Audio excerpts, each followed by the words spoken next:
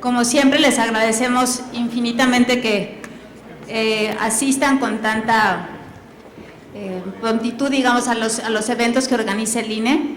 Muchas gracias, vemos siempre caras conocidas que están muy interesados en el trabajo que estamos realizando. En esta ocasión, con la OCDE tuvimos la fortuna de hacer una muy buena mancuerna. Le voy a pedir a la maestra Silvia Schmerkes, la consejera presidenta del INE, que nos dé unas palabras de bienvenida.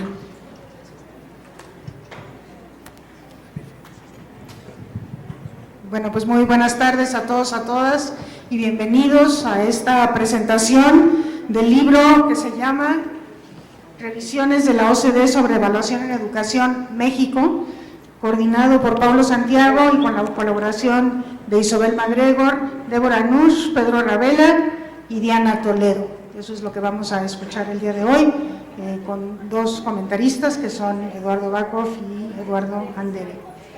El estudio que hoy se presenta forma parte de las revisiones de la OCDE sobre los marcos de evaluación para mejorar los resultados escolares que se han realizado en 14 países y cuyos resultados comparados se encuentran en otro libro, también coordinado por Paulo Santiago y publicado por la OCDE en el año de 2013, llamado Synergies for Better Learning. Es una perspectiva internacional sobre la evaluación. Hoy se presenta la revisión de la evaluación de la educación en el caso de México.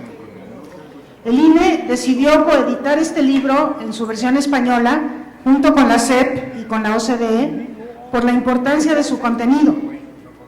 Se trata de una revisión crítica de lo que ha realizado México en evaluación de alumnos, de maestros, de centros escolares y del sistema educativo como un todo. Contiene una serie de recomendaciones basadas en esta revisión sobre nuestro pasado, que son de enorme utilidad para el público en general interesado en educación, pero de manera muy especial para quienes trabajan en evaluación en el país y desde luego para el Instituto Nacional para la Evaluación de la Educación. Ahora que la reforma educativa ha puesto la evaluación en el centro de los procesos de transformación educativa, este libro resulta una referencia obligada. Hoy tenemos el gusto de contar con el coordinador de la revisión, Paulo Santiago, para que nos hable sobre el contenido del libro. Comentarán el mismo los dos especialistas que ya mencioné, bien conocido por todos ustedes, uno de casa, Eduardo Bakov, especialista en evaluación y creador de una de las evaluaciones revisadas en este estudio, que son las pruebas Scale, y el otro es Eduardo Andere, estudioso de la educación y analista crítico de la política educativa, bien conocido por sus libros y por sus artículos periodísticos sobre estos temas. Yo quiero aprovechar para agradecer a los tres participantes en la mesa y a todos ustedes por su presencia. Yo estoy segura de que van a encontrar del mayor interés lo que sigue a continuación. Muchísimas gracias.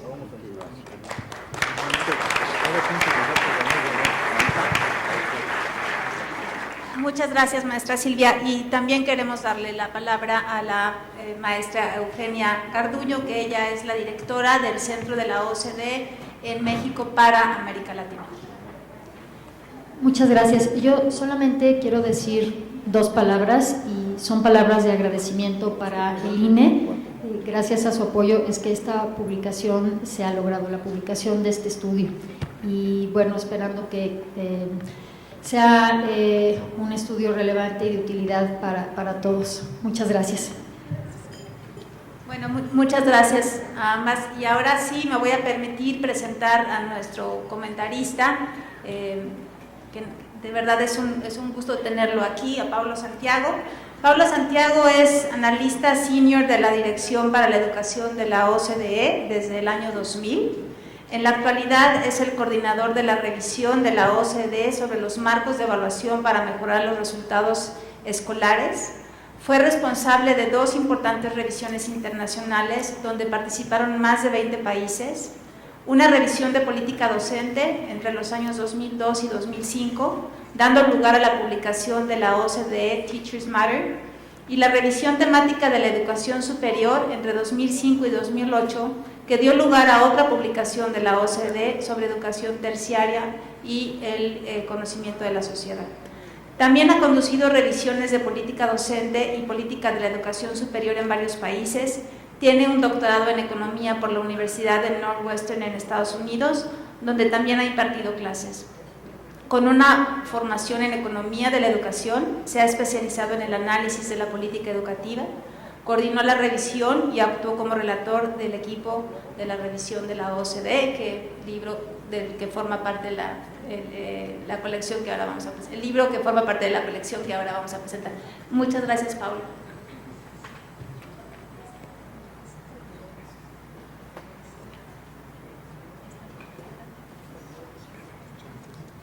Muy buenas tardes, es un gran gusto estar aquí con ustedes y tener la oportunidad de presentar este informe que ha sido realizado por un equipo dentro de un contexto de un proyecto internacional. Y es muy gratificante tener la oportunidad de poder discutir los resultados del informe con un grupo adentro de la propia educación mexicana, y me da mucho gusto ver el salón lleno para discutir este informe. Me gustaría agradecer al INE la organización de este evento y darme la oportunidad en nombre del equipo que realizó este proyecto de poder discutir el informe con ustedes. El INE ha sido un gran dinamizador de la participación de México en este proyecto desde su inicio, porque el proyecto se inició hace 3 años y medio y en ese momento fue el INE realmente, conjuntamente con la SEP, que dinamizó la participación de México. Yo me gustaría destacar que ha sido un trabajo colaborativo la participación de México en este proyecto, un buen ejemplo de trabajo colaborativo entre la SEP y el INE. Me gustaría agradecer a un cierto número de personas que nos ayudaron en este proceso. En primer lugar, las personas que nos ayudaron a hacer el trabajo desde el lado del México. Es un proyecto que tenía varios otros países y el país tenía que hacer su propia parte del trabajo, y en nombre del INE me gustaría destacar la doctora Margarita Zorrilla y también la maestra Valentina Jiménez, que fueron las impulsionadoras en el momento inicial de la participación de México en el proyecto y que también hicieron parte del trabajo de México en la participación del proyecto. También quería agradecer la Junta de Gobierno actual y en particular su presidenta Silvia Smeilkes por todo el apoyo que nos ha dado para permitir la publicación de la versión española y nos permitir discutir el informe por aquí.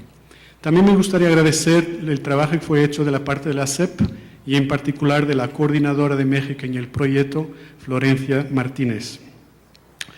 Me gustaría también agradecer a todos aquellos que han dado su tiempo, porque nosotros para hacer este trabajo hicimos un viaje hasta México, hablamos con más de 300 personas y varios grupos, y algunos de ustedes están aquí en realidad, y me gustaría agradecer también su tiempo que nos ofrecieron para hacer este trabajo. Me gustaría también finalmente agradecer a mis colegas de la oficina de la OCDE aquí en la Ciudad de México, que nos han siempre apoyado a diseminar el trabajo y en contactar todos los grupos aquí en la Ciudad de México. Y antes de iniciar la presentación del informe, quería también pedir disculpa por mi español, que tiene errores.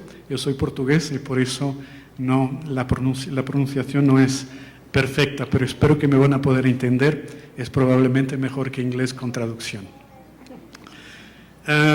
Como explicaba, este informe fue hecho dentro de un contexto y un proyecto internacional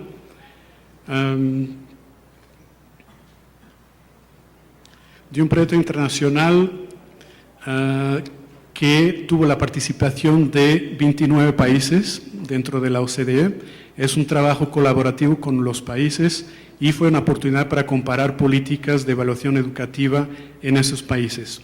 La idea del proyecto fue mirar la evaluación educativa de una manera holística, es decir, como un todo, teniendo en cuenta todos sus componentes, como la evaluación de alumnos, la evaluación docentes, la evaluación de centros educativos, la evaluación de directores, la evaluación del sistema educativo. Nosotros miramos esencialmente las políticas nacionales, La idea no era una prueba de la OCDE no era una evaluación de la OCDE a las políticas de cada país, pero miramos las políticas nacionales para hacer consideraciones y aprender de ellas. La idea del proyecto es esencialmente mirar la evidencia que existe en este dominio y hacer una reflexión sobre las implicaciones de política, es decir, mirar las evidencias, hacer una reflexión y ofrecer consejos a los decidores de política para que implementen políticas educativas y de evaluación en particular que estén de acuerdo con la evidencia que existe en este momento sobre el tema. Hicimos varias cosas, los países hicieron informes describiendo sus propias políticas. También hicimos muchas revisiones de la literatura académica sobre el tema y los países también podían de manera voluntaria pedirnos un informe con nuestra propia apreciación de sus políticas de evaluación educativa.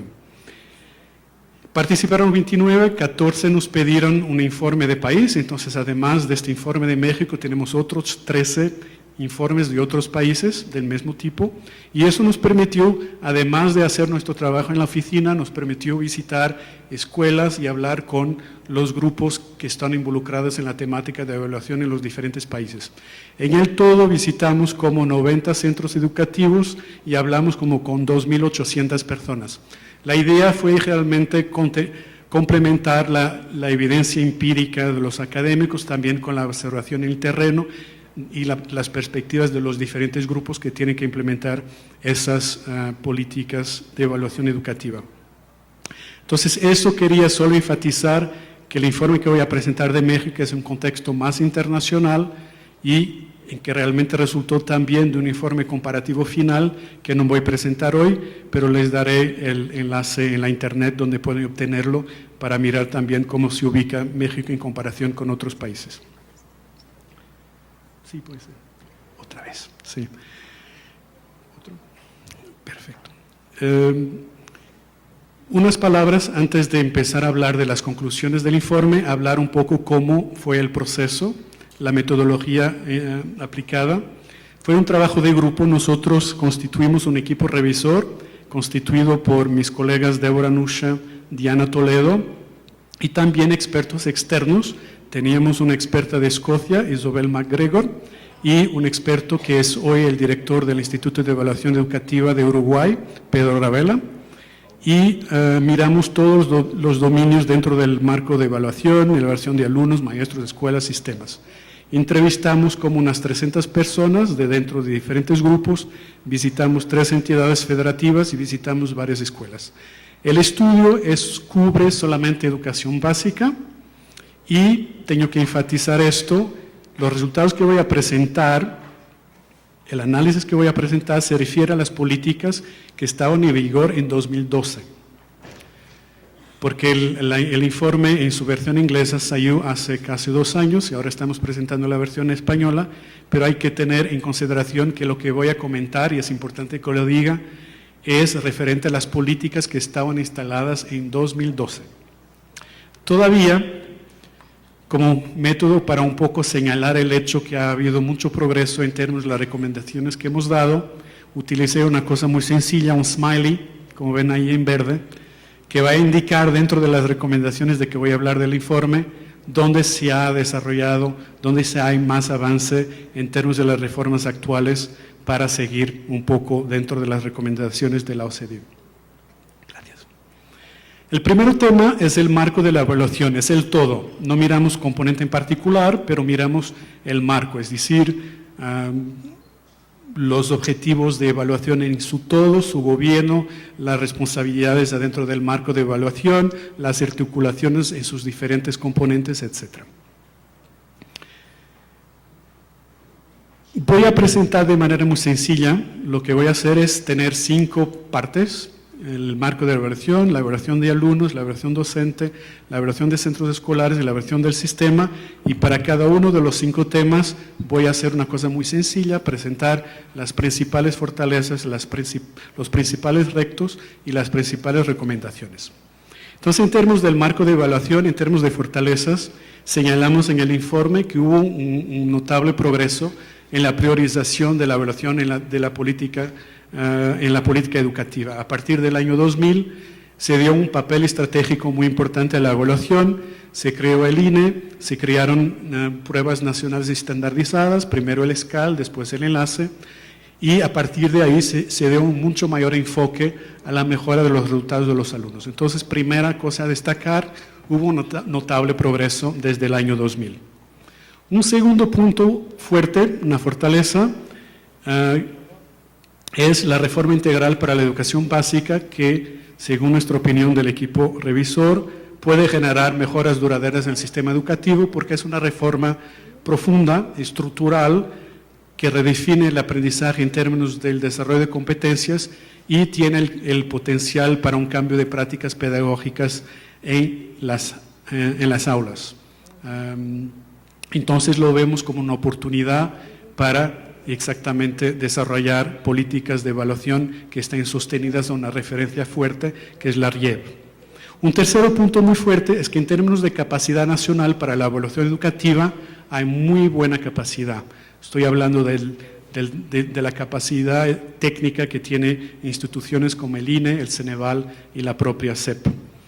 Toda la capacidad en términos de medición educativa, psicometría. Entonces, al nivel nacional hay capacidad muy buena para poder desarrollar pruebas.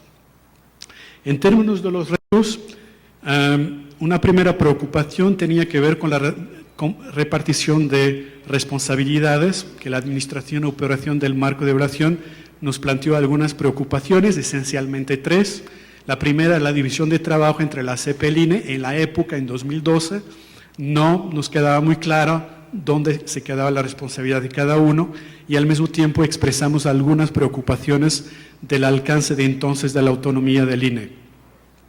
Al mismo tiempo, para nosotros no nos quedó claro cuál eran las responsabilidades de los estados en términos del marco de evaluación. Había algún espacio, los estados podían hacer algo, pero no hacían mucho y entonces faltaba ahí claramente una definición más clara del rol de los estados. Y finalmente la falta de gestión coordinada de la evaluación docente de la profesión en sí.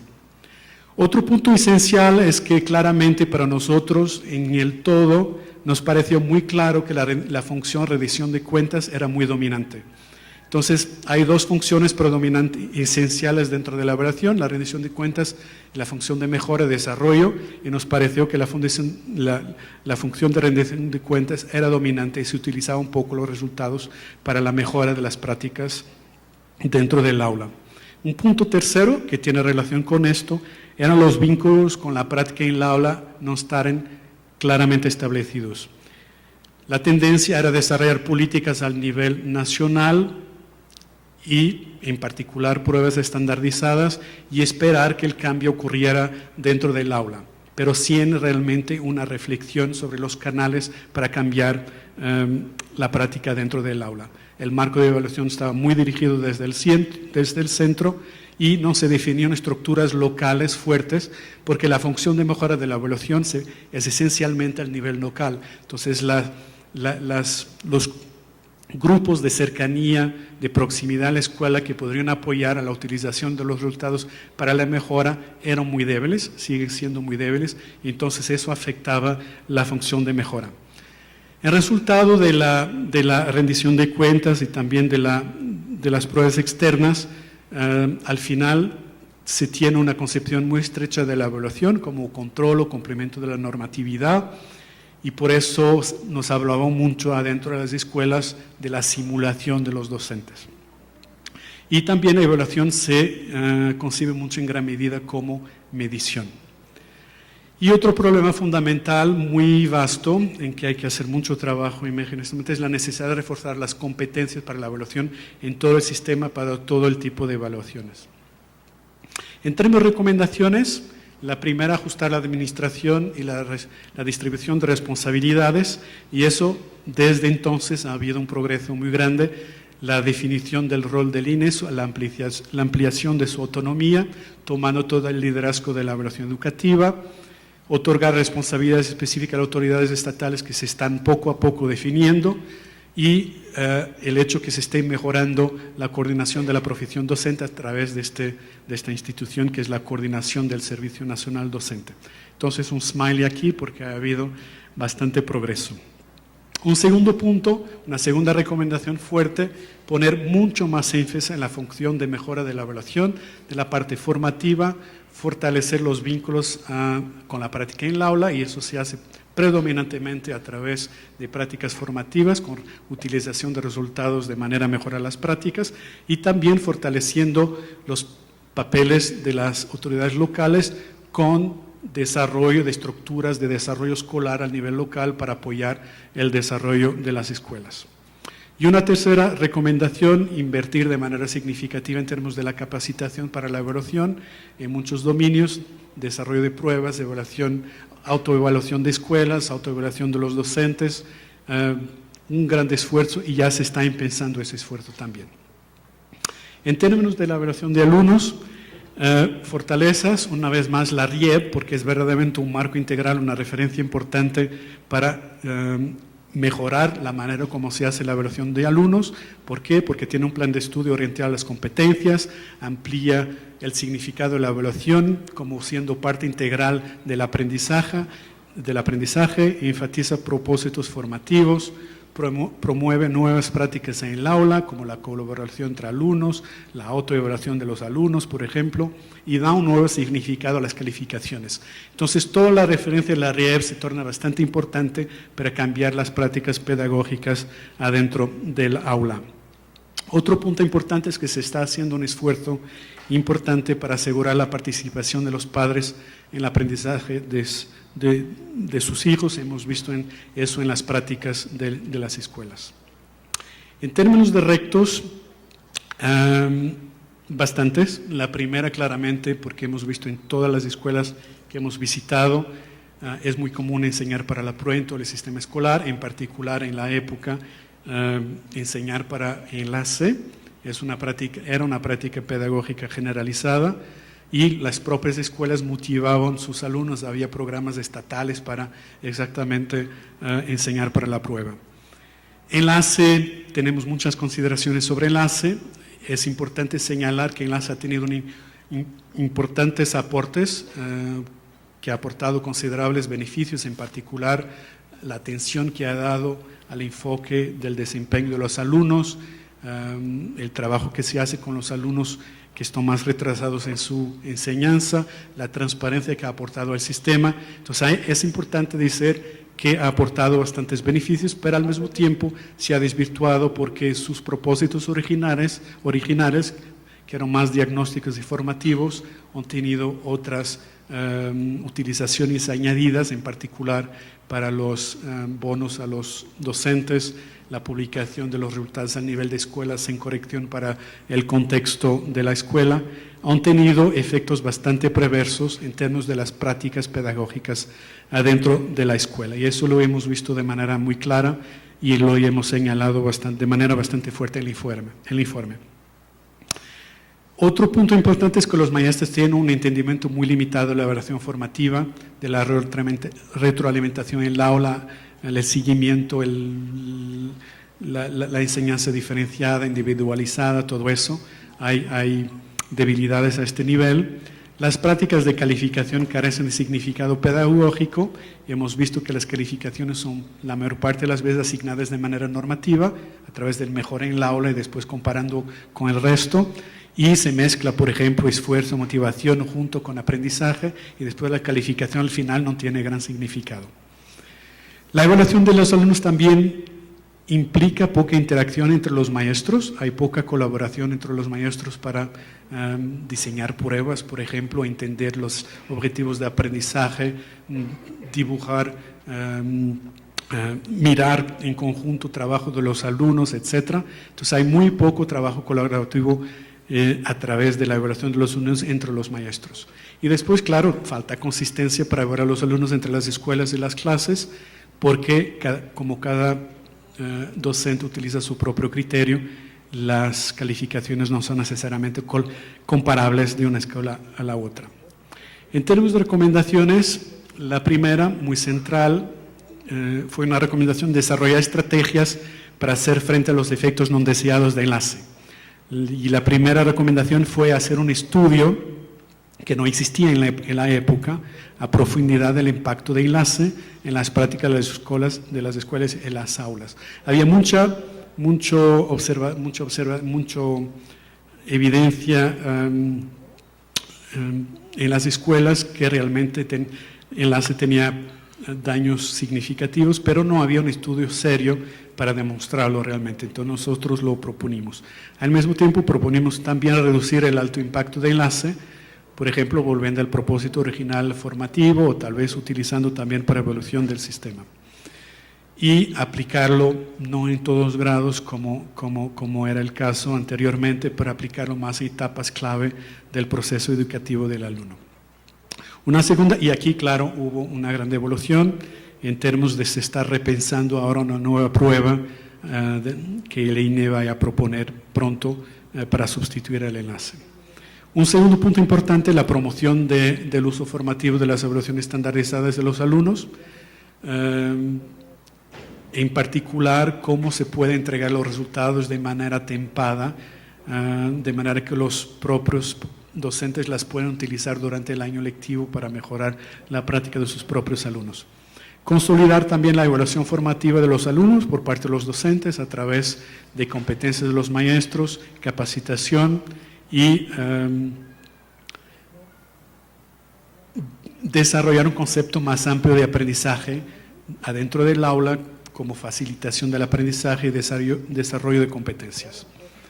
Desarrollar también un nuevo enfoque para asignar calificaciones con estrategias de ponderación en que, por ejemplo, varios docentes pueden mirar el mismo trabajo de un alumno y decidir sobre la calificación a atribuir, que tiene mucho potencial para que haya colaboración entre docentes y al mismo tiempo se puede tornar una actividad de desarrollo profesional muy interesante para que los propios docentes discutan los objetivos de aprendizaje, por ejemplo. También alejarse de los enfoques normativos, desarrollar la capacidad de los propios docentes poder evaluar en relación a los estándares educativos, a los aprendizajes esperados definidos por la RIEB y reportar también por separado el logro de los alumnos de sus actitudes. Y al mismo tiempo mejorar la información, la cartilla de los alumnos para que los padres de familia puedan ayudar al desarrollo de la enseñanza de sus hijos. Punto número 3, la evaluación de los maestros. Algunas fortalezas, existe un consenso ya generalizado y aceptado que los maestros deben ser evaluados. Había en la época algunas iniciativas interesantes, por ejemplo, iniciativas para desarrollar estándares de enseñanza o perfiles de desempeño de los docentes, pero que nunca llegaron al punto de la implementación, y también destacar la introducción del concurso nacional para el otorgamiento de plazas docentes, que ofrece mucho mayor transparencia al reclutamiento de los maestros. En términos de retos, bastantes retos, es claramente el componente dentro del marco de evaluación donde es invertida por México más energía, en contraste con otros países de la OCDE, o donde la predominancia no es la evaluación docente, pero en México es el caso. Un primer reto es claramente el hecho que no existan una referencia para poder evaluar de manera estandarizada cada uno de los docentes, de manera, por ejemplo, a poder explicar al docente cómo puede mejorar su práctica. Si no hay uno referente, es muy difícil poder explicarle cómo llegar hasta ahí. Entonces, el hecho de que no existan perfiles de desempeño es un problema importante si se quiere desarrollar modelos de evaluación docente. Otro punto muy importante es que claramente la mejora de la calidad de la enseñanza no estaba en el centro de la evaluación de los maestros. La evaluación de los maestros no cubría a todos los maestros porque no era obligatoria, pero al mismo tiempo era predominantemente un mecanismo para otorgar recompensas con base en instrumentos que eran limitados, porque la prueba no explicaba realmente los procesos y por qué el docente tenía buenos resultados o malos resultados. Al mismo tiempo era claro que los procesos de evaluación docente no permitían dar retroalimentación válida para mejorar su práctica. Entonces, los instrumentos utilizados no permitieron ningún diálogo profesional para mejorar las prácticas. Al mismo tiempo, la propia evaluación de maestros tenía conexiones limitadas a la práctica en el aula, porque no tenía, por ejemplo, como instrumento la observación en el aula. Entonces, no se podía hablar exactamente de la práctica del aula del docente. Un tercer punto en términos de retos, el uso de las evaluaciones estandarizadas hace surgir una gama de inquietudes, tiene que ver con lo que dije antes, las calificaciones de los alumnos no han sido validadas realmente como medición del desempeño de los maestros. Además, en México no estaban corregidas para capturar el valor añadido del docente, no estaban corregidas para tener en cuenta el contexto de enseñanza del propio docente, entonces podrían ser realmente muy injustas y entonces los docentes no eran tratados de manera justa. En términos de retos, también el hecho que la evaluación de los maestros no estaba incluida en una estructura claramente definida de trayectoria docente, en el sentido que un conjunto de perfil de descripción de competencias en la profesión debería estar conectada con la estructura de carrera donde se describe las tareas que hay que desarrollar dentro de la propia escuela. Poner en correspondencia las competencias con las tareas adentro de la propia escuela es algo que permite la trayectoria docente y eso potencia la utilización de la propia evaluación. También la falta de vínculos entre la evaluación de los maestros y el desarrollo profesional. El desarrollo profesional no era realmente definida a través de la evaluación docente, la propia oferta no tenía en cuenta la evaluación docente agregada, la demanda era esencialmente definida por el propio docente sin tener en consideración una potencial retroalimentación de la evaluación docente. Otro punto importante, el liderazgo escolar desempeñaba una función muy limitada y eso realmente disminuía el potencial para el liderazgo pedagógico de los directivos. Y finalmente, no existía una participación de las autoridades educativas en la evaluación de los maestros, lo que es un poco sorprendente teniendo en cuenta que son las autoridades educativas los empleadores de los docentes. Entonces, los empleadores no evaluaban a sus empleados. Al mismo tiempo, las propias estructuras de cercanía de la escuela no estaban ahí para utilizar los resultados de la evaluación docente para ayudar a la mejora de los docentes.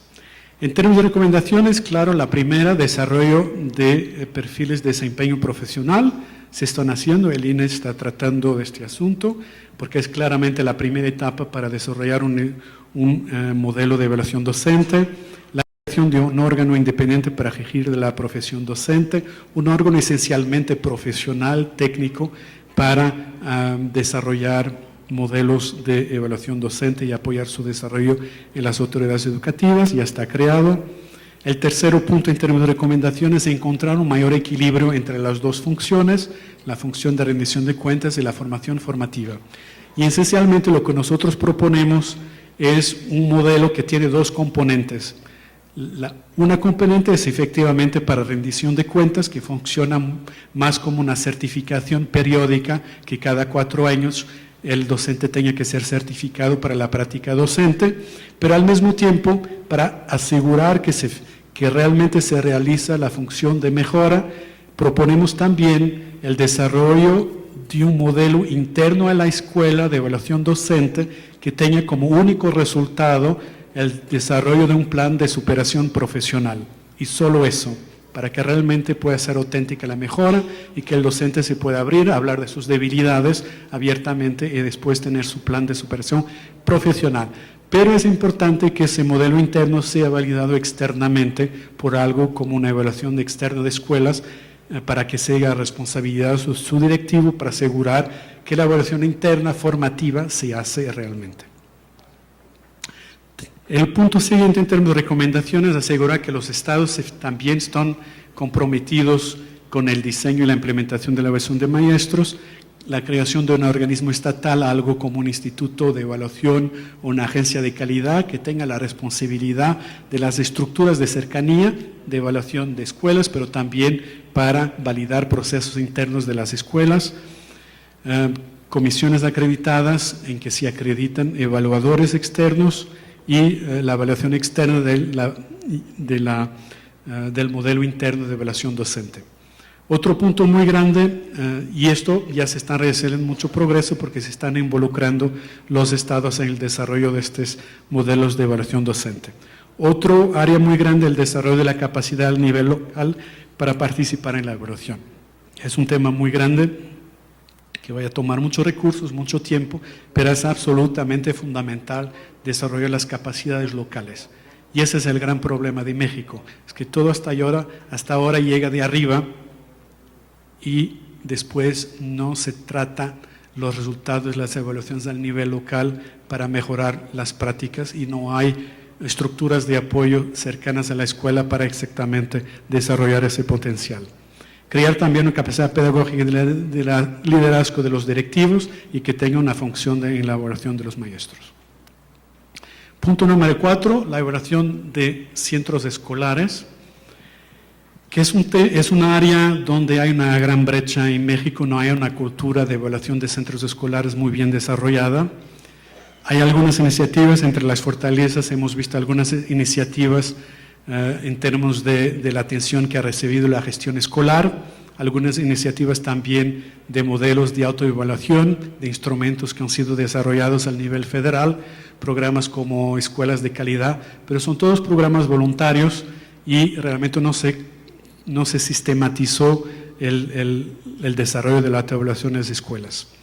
Hay recursos humanos existentes que tienen potencial para crear esas estructuras de apoyo a las escuelas, los supervisores, los asesores técnico-pedagógicos, otro personal zonal y sectorial. Entonces hay ahí un grupo, pero más administrativo en este momento, pero que puede ser reconvertido para otras funciones. Y después todo el esfuerzo que ha sido desarrollado en términos del sistema de información, el RENAME, que permite tener información útil a nivel de cada escuela. En términos de retos, como decía, hay poca tradición, no ha premiado realmente una cultura de evaluación de las escuelas en México. Una evaluación externa es concebida de manera muy limitada. En México es esencialmente un promedio de pruebas al nivel de la escuela y entonces es más medición y no hay la tradición de tener una evaluación de procesos para permitir estudiar el contexto de la propia escuela y de los procesos a través de especialistas pedagógicos que pueden dar un apoyo para la mejora de la escuela. Entonces, el propio sistema de supervisores es muy enfocado al administrativo, la calidad de la asesoría es muy variable y no hay evaluación de procesos. Entonces, no hay una cultura de evaluación externa, las prácticas de la autoevaluación tampoco están muy bien desarrolladas, permanecen muy incipientes. Los resultados de enlace eran publicados sin ninguna contextualización de la escuela, que era otro problema grave porque realmente no se está midiendo el aporte de la escuela al alumno, porque el resultado del alumno en enlace es mucho más que la propia influencia de la escuela, entonces no se estaba contextualizando bien el resultado. El propio trabajo de los directivos está muy centralizado en lo administrativo y la propia evaluación de los directores no era adecuada. Faltaba un sistema riguroso y transparente para la contratación de directores y no beneficiaban de un propio sistema de evaluación porque tiene tareas muy específicas y merecerían tener su propio sistema de evaluación. En términos de recomendaciones, introducir un sistema completo y objetivo de evaluación de las escuelas. Esto implicaría desarrollar sistemas de evaluación externa con esas estructuras de cercanía que estarían ubicadas en los estados, que podrían beneficiar del apoyo técnico centralizado del INE a través de instrumentos, etcétera, pero la responsabilidad aquí en la cercanía es de las entidades federativas. Entonces es importante desarrollar todo lo que es estándar, lo que es una buena escuela y gente con capacidad pedagógica para ir a evaluar en escuela, desarrollar un informe con recomendaciones para la mejora de la propia escuela, analizar los procesos, intentar explicar los resultados de las escuelas a través del análisis de esos propios procesos también de seguimiento de esas evaluaciones. Todo un ámbito que existe en muchos otros países, en particular en Europa, Australia, Nueva Zelanda también, donde hay una tradición de inspecciones y inspecciones cada vez más formativas, donde se va a mirar exactamente el trabajo evaluativo de la propia escuela. Hay que desarrollar también la autoevaluación, que se adopte una práctica común, que sea sistematizada y obligatoria en cada escuela y que en largo plazo realmente sea la escuela, el ideal es que en largo plazo sea la propia escuela que tome responsabilidad por el análisis de su calidad y por su calidad, y que la evaluación externa venga solamente validar la autoevaluación de la escuela. Esos son los modelos más maduros de evaluación de escuelas que existen en el mundo. Cambiar el enfoque del trabajo de directores, que se torne más pedagógico, y también que se desarrolle un sistema separado de evaluación para el liderazgo escolar, y si se publican los resultados a nivel de escuela de pruebas estandarizadas, entonces hay que hacer el esfuerzo para contextualizar los resultados de esas pruebas. Y finalmente el último dominio, la evaluación de todo el sistema mexicano, pero también el sistema de cada entidad federativa. Este es probablemente el dominio donde hay más fortalezas, donde las cosas están más bien desarrolladas, exactamente porque la responsabilidad es más del centro y es el centro que tiene más capacidad para hacer este tipo de evaluaciones. La evaluación del sistema es una prioridad y cada vez más, ahora con las nuevas responsabilidades del INE, que muy bien tiene que ser la institución que hace el juicio si los objetivos de aprendizaje se están cumpliendo o no en México, y eso demuestra la importancia de la evaluación del sistema en México. Está también bien establecido un sistema nacional de estadística y registro con indicadores de estadística, el RENAME, la introducción de un identificador individual por alumno, se cuenta con información confiable sobre los resultados de aprendizaje de los alumnos, en particular a través de Excale, que permite mirar más objetivos de aprendizaje porque tiene pruebas más sofisticadas y que cubren más disciplinas, y también, evidentemente, la existencia de un instituto autónomo que tiene autoridad técnica para la evaluación de todo el sistema, un liderazgo técnico, la distancia en relación al poder político y asegurar la transparencia de los resultados, que va a dar credibilidad a toda la actividad de evaluación adentro del sistema.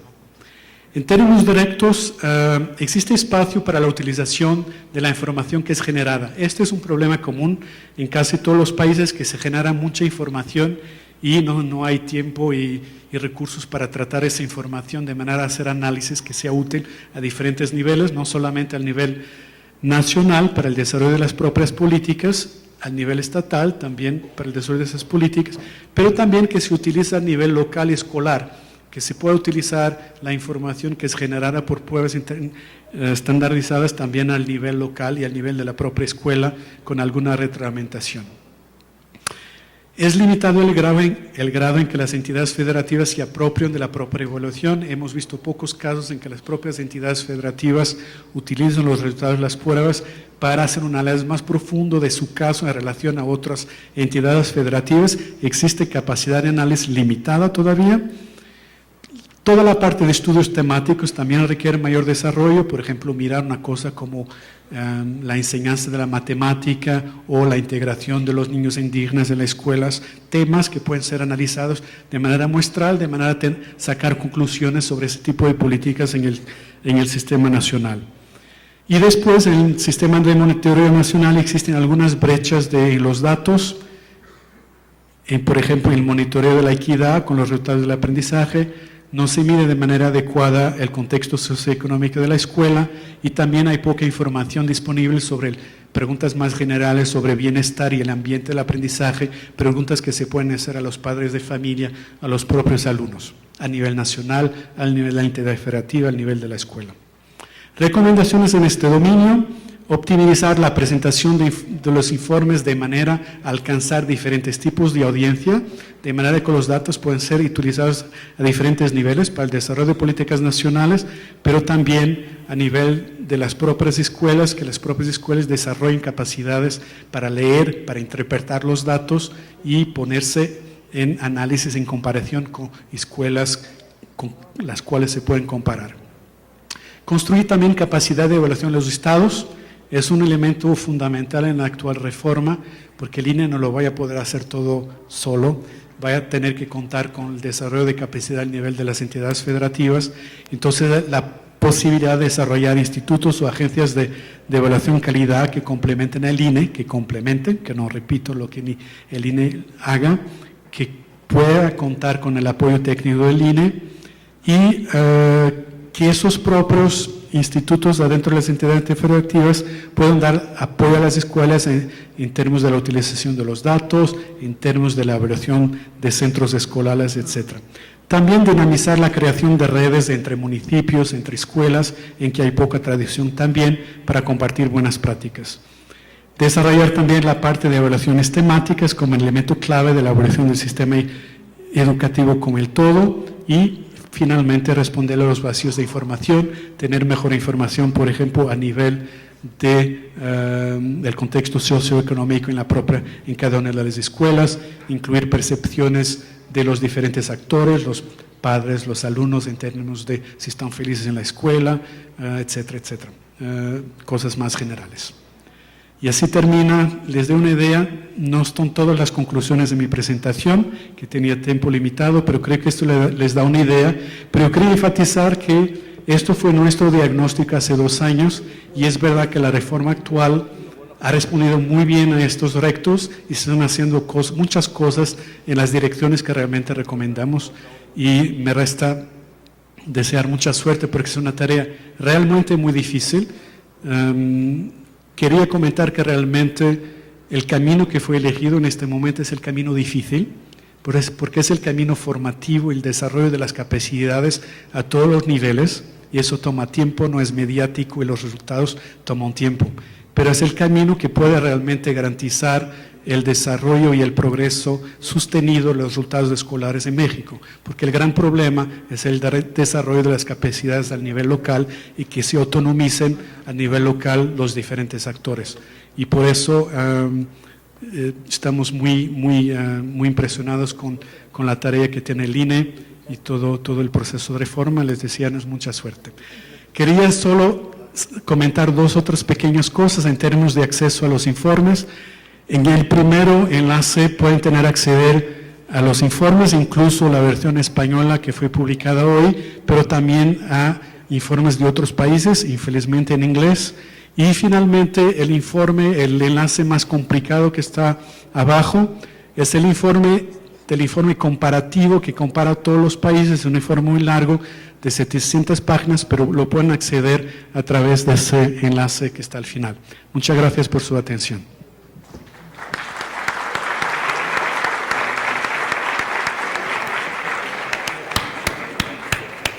Muchísimas gracias a Paulo Santiago. Enseguida vamos a tener el comentario del doctor Eduardo Bakov. Les cuento un poco sobre quién es. Él es licenciado en Psicología y doctor en Educación. Es miembro del Sistema Nacional de Investigadores desde el año 1990. Se ha especializado en el desarrollo y validación de pruebas de aprendizaje de gran escala y en la enseñanza y evaluación asistida por computadora. Es coautor del examen de habilidades y conocimientos básicos ESCOBA y también del examen de ubicación de matemáticas que se utilizan en varias universidades públicas del país para seleccionar y diagnosticar a sus estudiantes de bachillerato y educación superior. Fue responsable del desarrollo de los SCALE en el INE cuando él era director de pruebas y medición. Ha sido asesor de 2 proyectos internacionales de evaluación de gran escala que coordina la OCDE, PISA 2012 y TALIS 2013. Sus proyectos más recientes de investigación tienen que ver con la validez de las pruebas nacionales e internacionales, así como con la construcción de instrumentos no cognitivos, y actualmente es uno de los 5 consejeros de la Junta de Gobierno del Instituto. Con ustedes, el doctor Eduardo Bakov.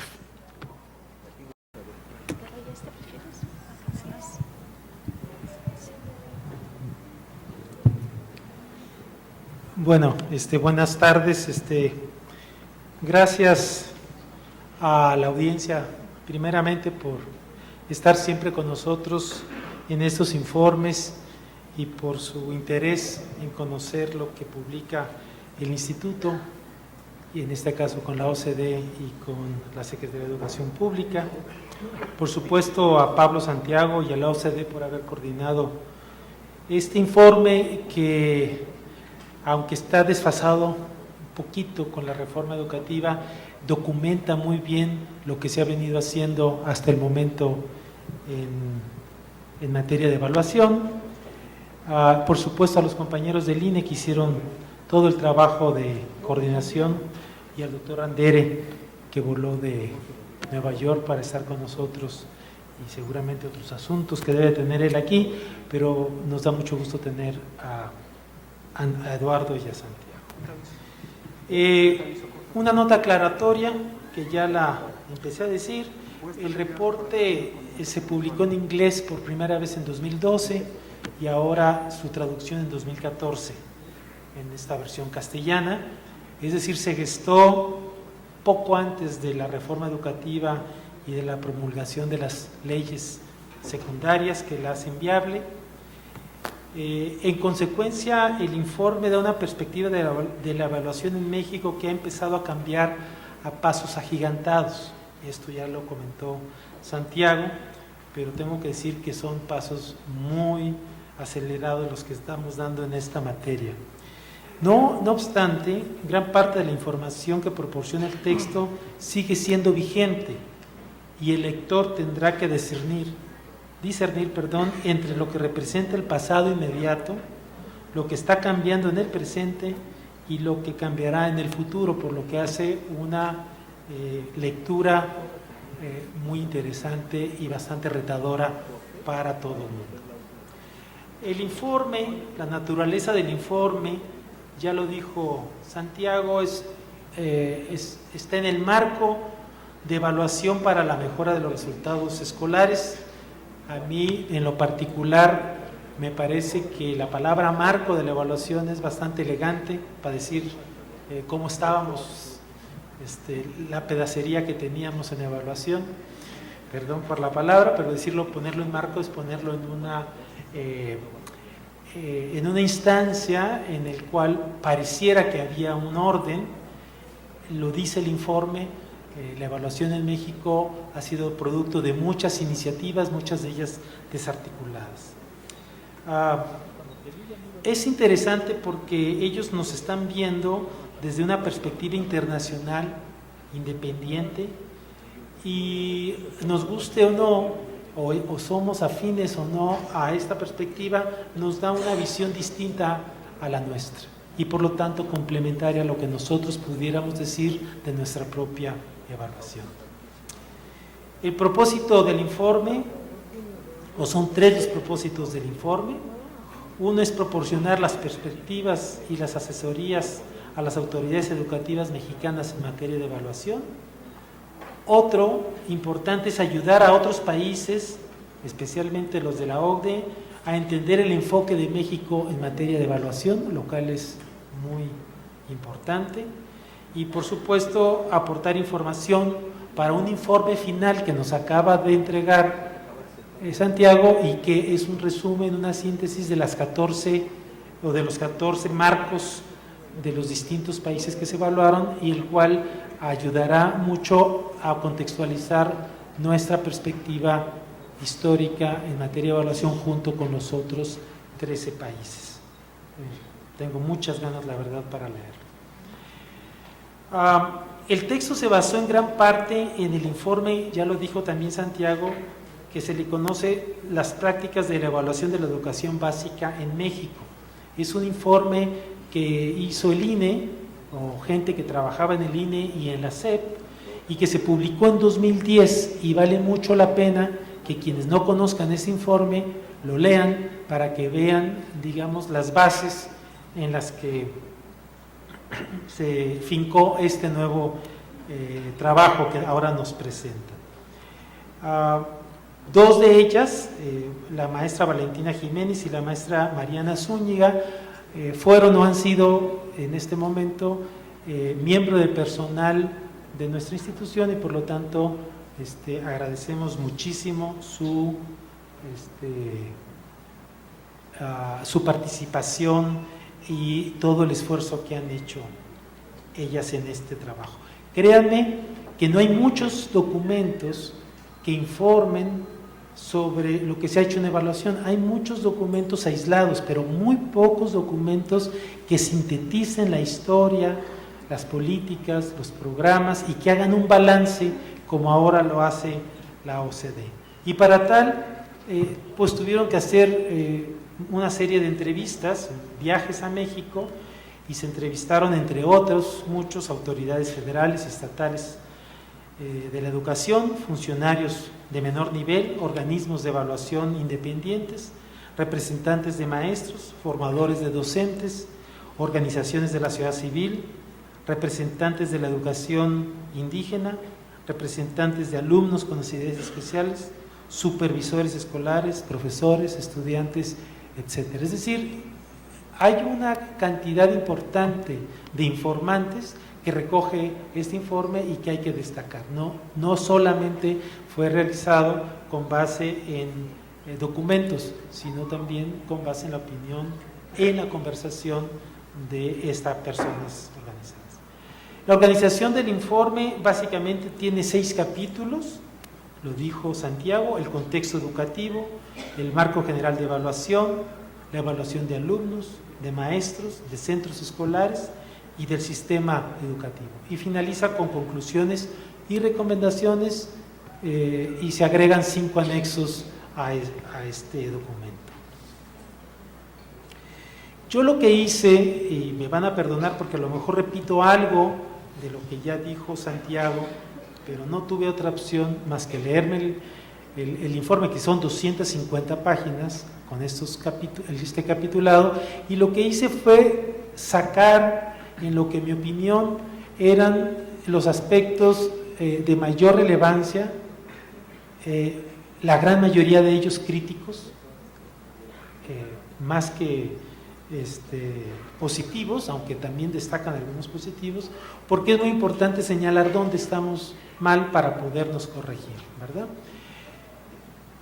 En un apartado que yo lo podría considerar como mejorar y fortalecer la evaluación de alumnos y poner énfasis en la mejora, voy a enfatizar lo siguiente. Primero, comenta el informe que no existe un marco integral que conecte los distintos componentes de la evaluación. El INE existía, hacía sus evaluaciones escala, muestrales, cíclicas, periódicas en ciertos grados. La Secretaría de Educación Pública, por su parte, hacía las evaluaciones primero de estándares nacionales, después las de enlace, también en algunas asignaturas, en algunos grados, con mucho mayor regularidad, de manera censal, de tal manera que se traslapaban en algunos casos la información que se daba. Entonces, por eso decía que el marco me sonaba eufemístico, es decir, muy elegante para lo que teníamos. Enfatiza el informe algo con el cual yo coincido, y yo creo que mis compañeros del INE, en que la función de la evaluación debe de enfocarse en la mejora del aprendizaje y no tanto en la rendición de cuentas. Es decir, no es que no sea importante la rendición de cuentas, es decir, qué es lo que logramos, pero lo que le da vida, lo que le da sentido a la evaluación es que nos ayude a mejorar. De otra manera, aunque sea la rendición de cuentas, queda corta las funciones de la evaluación y afortunadamente una mirada externa nos los está señalando. Se deben reforzar a los sistemas estatales en sus funciones de evaluación. Definitivamente, la evaluación en México ha sido muy centralizada.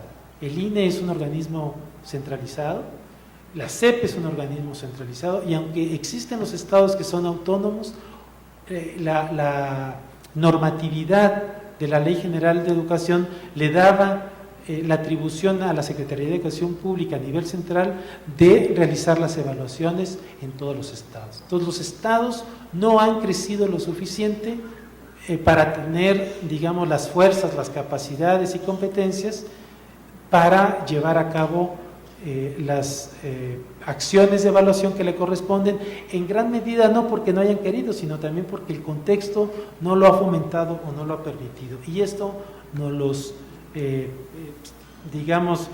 nos lo subraya la OCDE o Santiago y sus colaboradores. Y otras cosas que también nos comentan es que han habido muchas reformas curriculares, como la RIEP, pero no están asociadas o alineadas las evaluaciones a estos cambios curriculares. Y nos enfatizan que los cambios curriculares son oportunidades para que nosotros hagamos reflexión y para que podamos alinear los sistemas de evaluación que tengamos con las nuevas reformas del currículo. Sí, fíjense que lo que les estoy comentando son los aspectos débiles, los aspectos en los que debemos de poner atención, que creo que son muy relevantes en este caso. También nos habla en otro ámbito de cambiar y ampliar el contexto del ámbito de la evaluación de alumnos. Dice, en el aula hay una afirmación muy dura: la evaluación se sigue realizando de manera tradicional y solo sirve para calificar y no para dar retroalimentación al estudiante. Nos retrata una realidad, porque no solamente es la evaluación, sino también la enseñanza y el aprendizaje que nos subrayan que se hace de manera tradicional. Entonces es muy difícil pensar en una evaluación, digamos, moderna, cuando no se piensa en unas prácticas pedagógicas que lo acompañen. Entonces, somos congruentes, hacemos las cosas tradicionalmente en todo, en enseñar y también en evaluar. Lo comentó Santiago y lo hace muy enfático el texto. Créanme que es el primer texto que yo leo, la verdad, en donde se hace esta crítica al predominio de enlace y el que se concibió primeramente como un instrumento diagnóstico y formativo, y después se convirtió en uno de rendición de cuentas y de pago de bonos a docentes con el programa Carrera Magisterial. Se ha hablado muy poco del tema, y créanme que el INE va a comenzar a hablar mucho más del tema, porque creo que es muy importante. Nosotros debemos de aprender lecciones de lo bueno que hemos hecho y por supuesto de los errores que hemos cometido. Habla el informe, y créanme que no lo recuerdo muy bien, pero yo lo voy a comentar, que se incentivaron prácticas no deseadas por asociar a enlace, a los resultados de enlace, con, digamos, rankings escolares o con pago de estímulos a los profesores. Pablo señaló enseñar para la prueba. Enseñar para la prueba es uno de tantos prácticas que no conviene, que debemos nosotros identificar y que no ayudan al mejoramiento del aprendizaje del estudiante. Es como que yo vaya a hacer una prueba de inteligencia y ustedes se ponen a practicarla para salir bien. Es decir, simplemente pues a lo mejor salen bien, pero no quiere decir que sean más inteligentes. Pero hay otras prácticas que fueron nocivas y seguramente a lo mejor no están documentadas, y hay que documentarlas, no para flagelarse, sino para evitar que vuelvan a suceder. Jueves en la tarde de enlace, tareas de enlace, dejar copiar en enlace, evitar que los niños de menor aprovechamiento presentaran la prueba de enlace, etc. Son muchas de ellas. Y al final la preocupación que deja esto es que la enseñanza de una mala práctica no es solamente si evaluamos bien o mal a los estudiantes o a las escuelas o inclusive hasta a los docentes a través de enlace, sino las prácticas que quedan en la sociedad y en este caso en nuestros niños. Aprenden a hacer trampa y se ve como algo correcto, como algo, y si no correcto, como algo que se debe de aceptar. Y por eso el informe recalca que es deseable eliminar las consecuencias, las altas consecuencias o las consecuencias negativas, y convertir este instrumento en lo que se le conoce como instrumentos de bajo impacto. El bajo impacto es cuando los resultados no afectan directamente a los actores que están cercanos a ese instrumento. Yo les puedo hacer una entrevista, esa entrevista es anónima y no le afecta a nadie. Entonces uno no tiene, digamos, la intención de mentir o de exagerar o de decir cosas que no son. ¿Por qué? Porque no tienen un impacto para nosotros.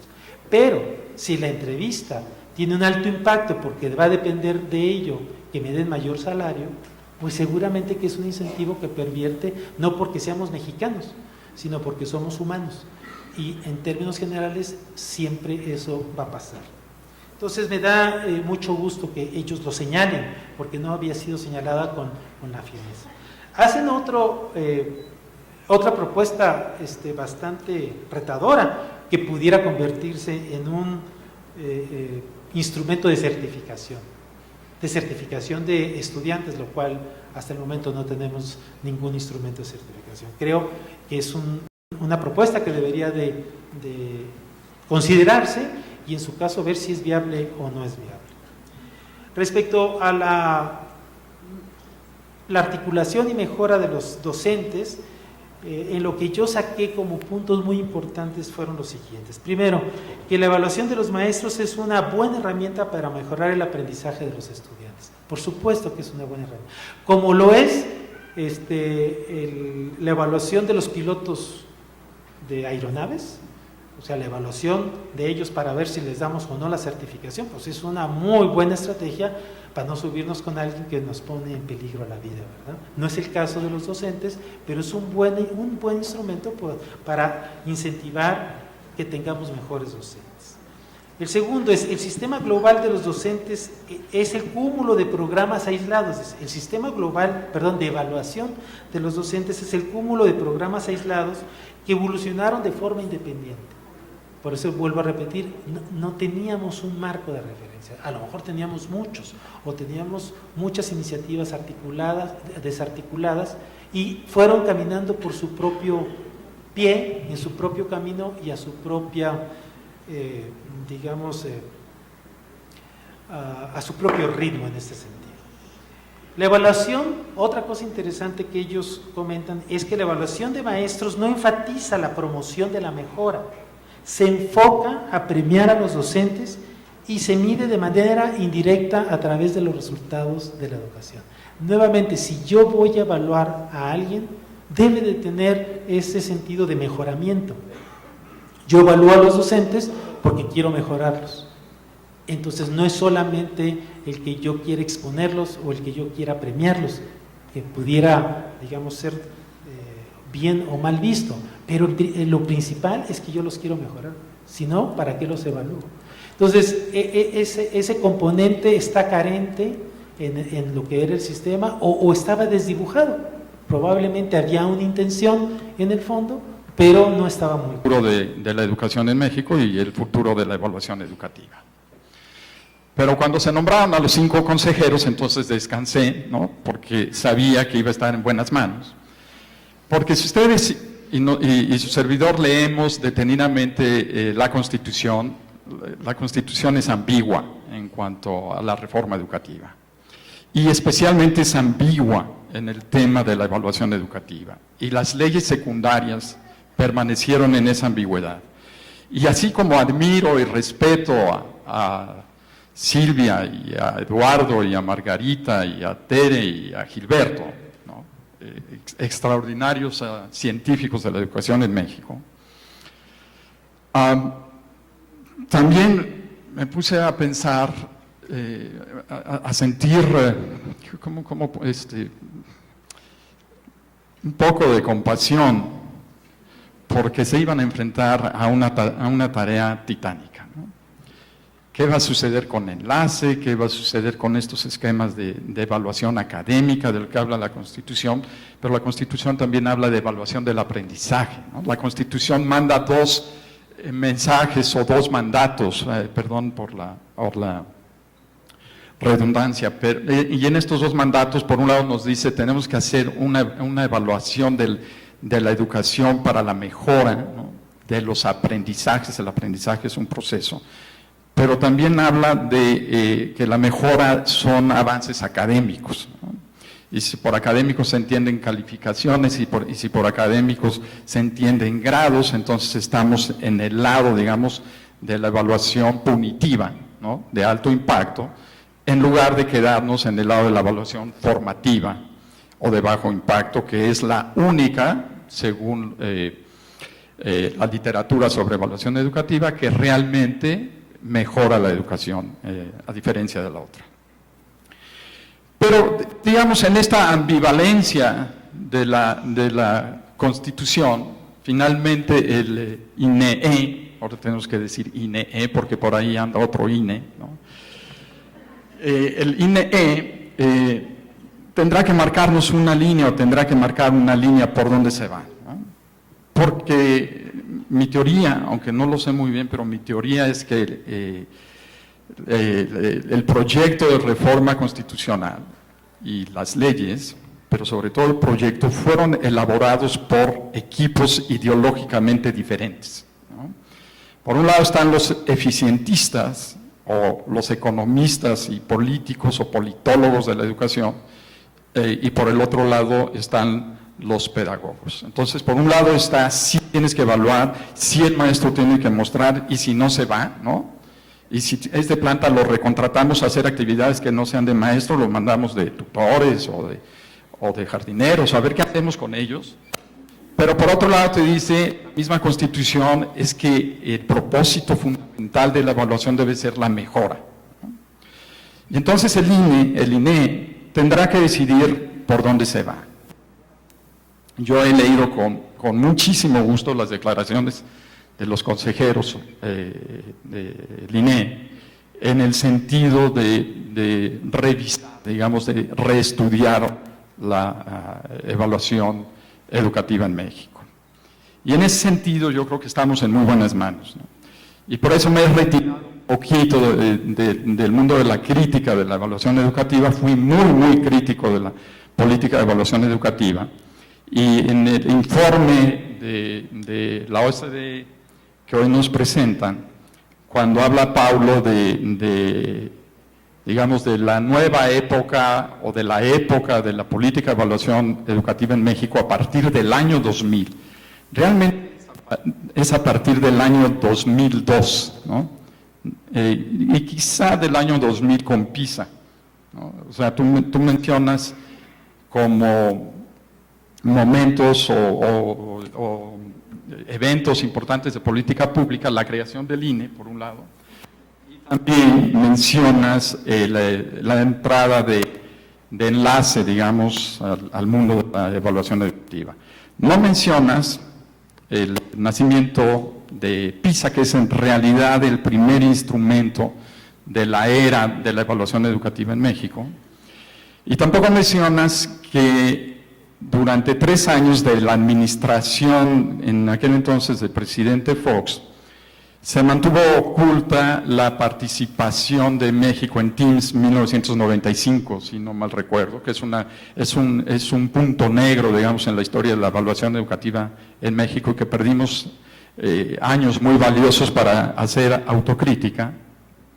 Y no fue sino hasta que el INE publica su primer informe de la calidad educativa en México, engargolado, literalmente. El primer informe estaba engargolado, todavía lo recuerdo, un informe pequeñito, ¿no?, con mucho contenido prospectivo de qué es lo que tenemos que hacer, etcétera, etcétera. Y ahí fue donde se dieron a conocer algunos de los datos de la evaluación de México, de la participación de México en TIMSS de 1995. Que México, el gobierno de México, decidió no publicar, y cuando decide no publicar, la Organización Internacional de Evaluación de los Estudiantes, que aplica, digamos, la prueba hoy conocida como TIMSS y la prueba Pearls y otras pruebas, decidió destruir los datos. Yo fui a entrevistar a los ejecutivos de esta organización o de esta asociación, y me dijeron que en su historia de 50 años más o menos, la única vez que un país ha decidido salirse es México, ¿no? Y bueno, ese es un punto bien importante, y nos tardamos 8 años para darnos cuenta de la existencia de esta evaluación. Por ahí dice el informe en la página, creo que 177, que casi todos los estados de la República participan en TIMSS Y PISA. Yo no recuerdo, igual me equivoco, pero yo no recuerdo que ningún estado de la República, ni siquiera como benchmark, haya participado en TIMSS. Quizá vamos a participar en el futuro, pero yo no recuerdo que haya participado, que haya participado en el 2012 o en las anteriores. Eso está en la página 177. Bueno, con un poco más de detalle. Hay una aseveración en el documento que realmente no me gustó, ¿no? Porque ahí sí nos incorpora, nos incluye a todos. Y dice, en México todavía no se comprenden plenamente los propósitos y el potencial de la evaluación. Yo creo que debió haber dicho que en México la autoridad educativa o la política educativa no comprende plenamente los propósitos y el potencial de la evaluación, ¿no? Porque habemos algunos que yo creo que sí lo comprendemos. Gracias. Bueno, esa es una frasecita que yo creo que el informe ganaría mucho. Pero sí siento que estamos, el informe ya está anacrónico, ¿no? El informe fue superado por la reforma y superado por las primeras decisiones del INE, y quizá es una buena lección para la OCDE y para nuestras autoridades de no hacer evaluaciones de política educativa o política sectorial, lo que sea, a un año o en el año de elecciones, porque todo eso va a cambiar radicalmente, ¿no? Este informe hubiera sido muy sabroso, ¿no?, si se hubiera publicado en 2011 o el mismo 2012 aquí en México, en español, etcétera. Pero ya publicado ahorita, bueno, pues ya prácticamente todas sus recomendaciones están incorporadas en la reforma. Todavía tenemos que ver qué va a pasar con enlace. Ellos lo mencionan categóricamente, el INE también lo ha dicho categóricamente, hay que revisar enlace, ¿no?, y hay que repensar de alguna manera qué vamos a hacer con esto de la evaluación educativa. Enlace ciertamente, el INE junto con otras medidas de política educativa estrenadas en este sexenio, han ido, según mi humilde opinión, en el sentido contrario que debiéramos ver una reforma educativa en el país. La política educativa en México se ha centralizado aún más.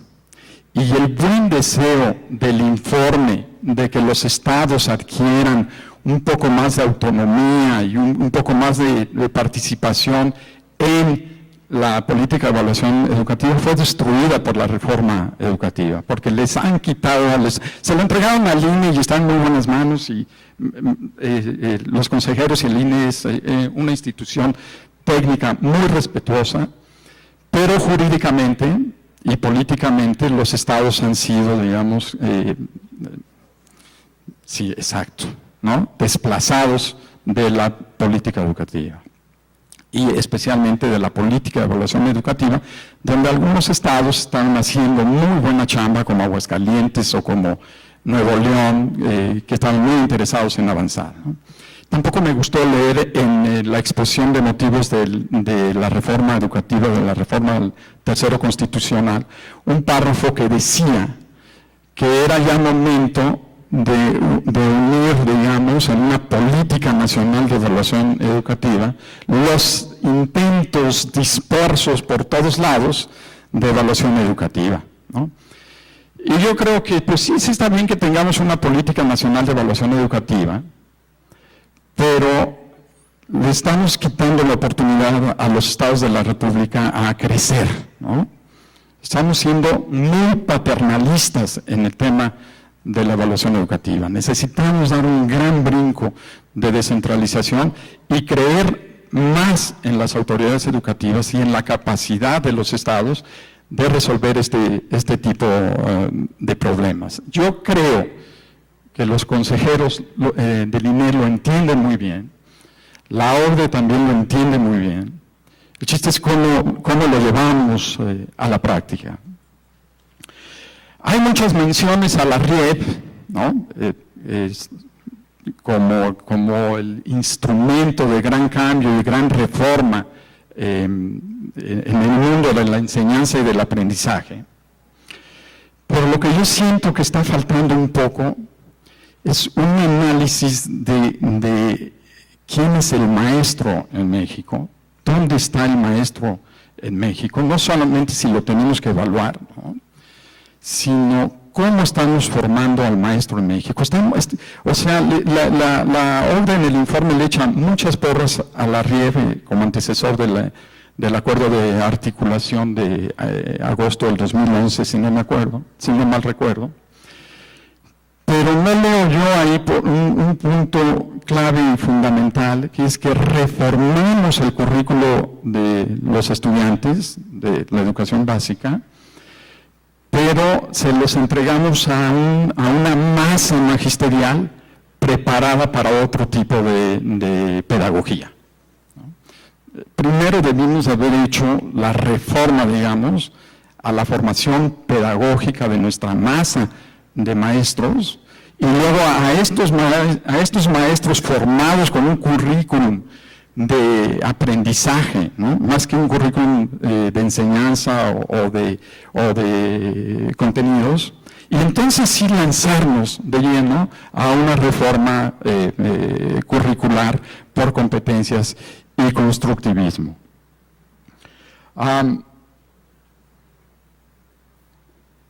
La pregunta entonces sería si de este informe podemos recoger, o cómo le hacemos, ¿no?, para evaluar a un cuerpo docente que está preparado para otro modelo educativo.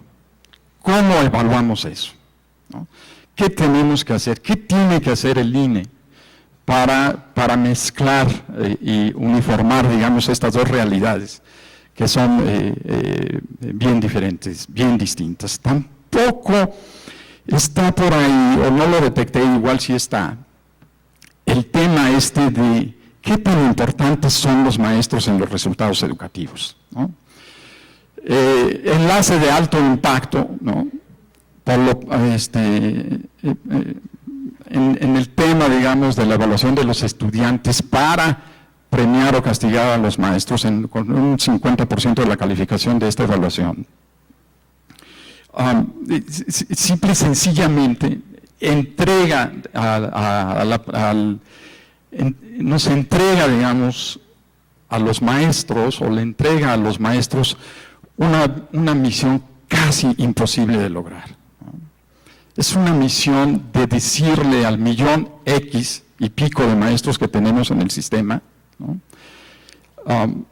cambia tu formación para que puedas enseñar el nuevo currículo.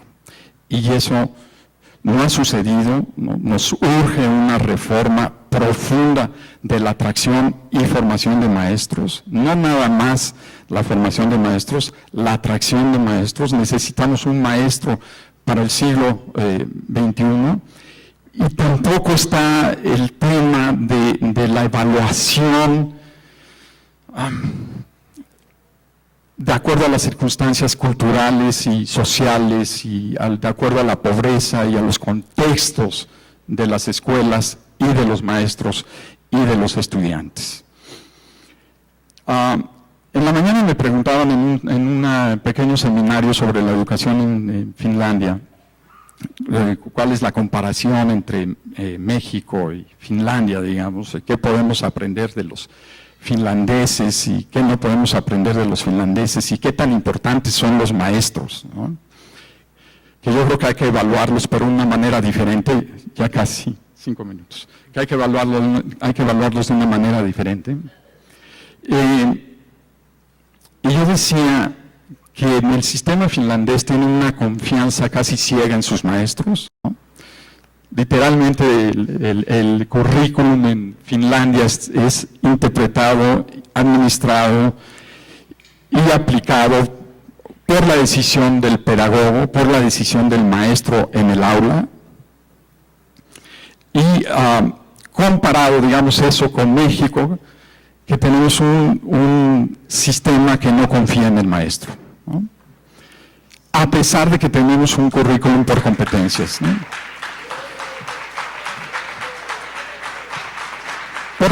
¿Por qué tenemos un sistema que no confía en el maestro? Por tantas evaluaciones estandarizadas, los evaluamos para todo, ¿no? Necesitamos realmente evaluar a nuestros maestros para todo, necesitamos realmente cada año, cada 2 años, cada 3 años, cada 4 años recertificarlos, ¿no? O más bien necesitamos enfocar todo nuestro esquema, ¿no?, hacia la selección y formación de la nueva generación de maestros. ¿Es el maestro el más importante o no es el maestro el más importante? Nada más les voy a dar un dato del último resultado de PISA 2012. Como ustedes saben, las rondas PISA se efectúan cada 3 años y se evalúan 3 áreas de conocimiento, excepto en los años de matemáticas, que se evalúa una 4ª área de conocimiento, que es solución de problemas, pero en esta ocasión México no participó en esa 4ª área de los aprendizajes o del desempeño, y se evalúa cada 3 años, ¿no? Pero en cada ronda, una de las 3 áreas de evaluación, lectura, matemáticas y ciencia, recibe una mayor importancia en el número de ítems o items para evaluar y poder tener un dominio más amplio de lo que estamos evaluando a los estudiantes. Entonces, en 2000 fue lectura, en 2003 matemáticas, en 2006 ciencia, en 2009 lectura otra vez. Ahí México no avanzó para nada, nos quedamos estadísticamente igual que en el 2000, y en el 2002 en matemáticas, ¿no? Y entonces las evaluaciones estrictamente comparables por el tamaño del dominio de la evaluación, en lectura son 2000 y 2009, y en matemáticas serían 2003 y 2012. No ha habido realmente grandes cambios educativos, excepto lo que estamos viendo ahorita en México y tampoco en Finlandia en este periodo, digamos, del 2003 al 2012. Los maestros finlandeses siguen siendo admirados como el benchmark del magisterio mundial, y los maestros mexicanos no son admirados, no son, hay algunas organizaciones y estudios, ¿no?, que dicen que efectivamente son los maestros de los que depende la calidad del sistema educativo. En PISA 2012, el segundo país de la OCDE que más se cayó en puntos con relación al 2003 fue Finlandia. Y Finlandia se cayó en 26 puntos. De la OCDE, de los países de la OCDE. El país que más se cayó de la OCDE fue Suecia, luego Finlandia, y el país que más avanzó del 2003 al 2012 en matemáticas fue México. Entonces, vamos a ver qué significa esto. Significa que la diferencia entre Finlandia y México se acortó en más de 50 puntos, ¿no? 54 o 55 puntos. ¿Qué son estos 55 puntos en términos de años escolares o grados escolares? Es como 1 año y cuarto de grado escolar, ¿no? Quiere decir que, sin haber hecho nada, con maestros en los que no confiamos, avanzamos más que ningún otro país de la OCDE, y el sistema con los mejores maestros del mundo, ¿no?, retrocedió casi en el mismo puntaje que avanzó México. Entonces, esto nos debe hacer como que repensar todo este esquema de echarle la culpa a los maestros o echarle la culpa a las escuelas. La verdad de las cosas es que en esto de los aprendizajes todavía no sabemos con precisión qué es lo que ocasiona el mejor aprendizaje o la mejor forma de aprender. Finalmente, a la pregunta, déjenme ver, creo que ya.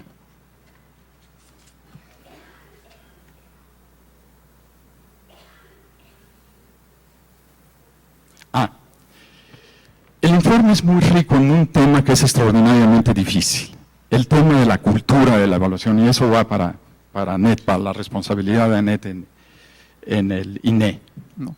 Habla de que escuchó de parte de maestros y de parte de directores y hasta de parte de expertos de que tenemos un valor por la simulación, un hábito por la simulación. Y bueno, de aquí podemos retomar las palabras de Octavio Paz en el laberinto de la soledad, que él habla del mexicano que disimula y el mexicano que simula y ese tipo de cosas. ¿Cómo hacemos para crear una cultura de evaluación educativa? Una verdadera cultura de evaluación educativa. Bueno, yo creo que lo que necesitamos hacer es encontrar una fórmula para empoderar más a los directores de las escuelas y a los colectivos de las escuelas para hacer su propia evaluación, una evaluación muy formativa y dejar, digamos, al INE y dejar a las otras instituciones de gran alcance a darles elementos a nuestras escuelas y a nuestros maestros y a nuestros alumnos para realizar una mejor tarea de evaluación educativa. Creo que con esto termino, ¿no? Gracias.